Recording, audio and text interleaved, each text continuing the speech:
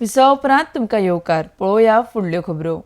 भारतीय दूरसंचार विनियामक प्राधिकरणान ब्रेस्तारा पणजे कंझ्युमर आउटरीच प्रोग्राम आयोजीत केल्लो.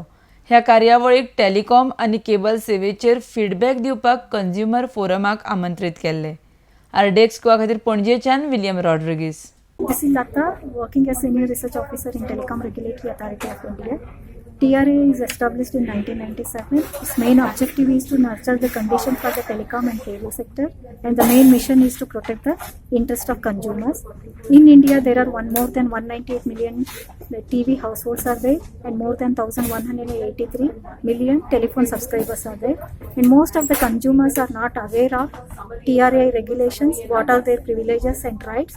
To create this awareness, TRAI has been conducting workshops, seminars, and consumer outreach program across the country, and this is the third time we have organized this consumer outreach program in Goa to create the awareness. Yeah. What are the issues that Goa faces? Mainly you have got complaints. Mainly, I think only cable issues, because as per the new framework, few operators have not complied. I think some issues are there, they have raised those issues. I'm Lorna Fernandez of Goa Can. Today, TRI, that's Telecom Regulatory Authority of India, has had a customer outreach program here in Panchim, and we were specifically invited. All our consumer forums were invited to come and give feedback about the services on telecom and cable. So we were here representing consumers from our various villages, and we have brought up various issues which kind of like the government is saying one thing, but reality is another that is happening in Goa. So we have brought up the issues. The gentleman who was supposed to come here has not come, so we were not able to actually get answers to our questions. So we are going to send a summary of those. I'll just mention a few of those things that we have raised today. One of it is they've told us that every landline customer is entitled to a hard copy of the bill.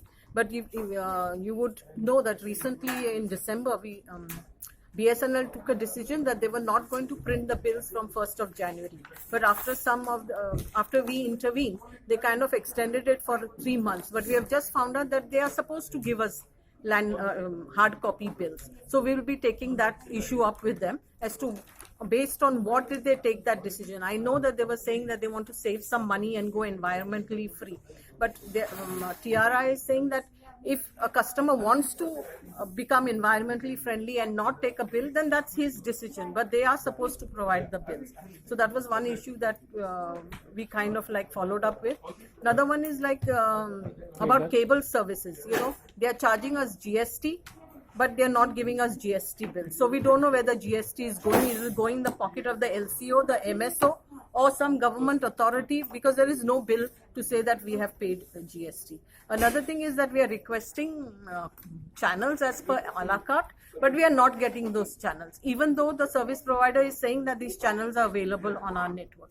So we are not getting those channels. I can tell you individually, I had asked for 21 channels, but I have only got 10 channels.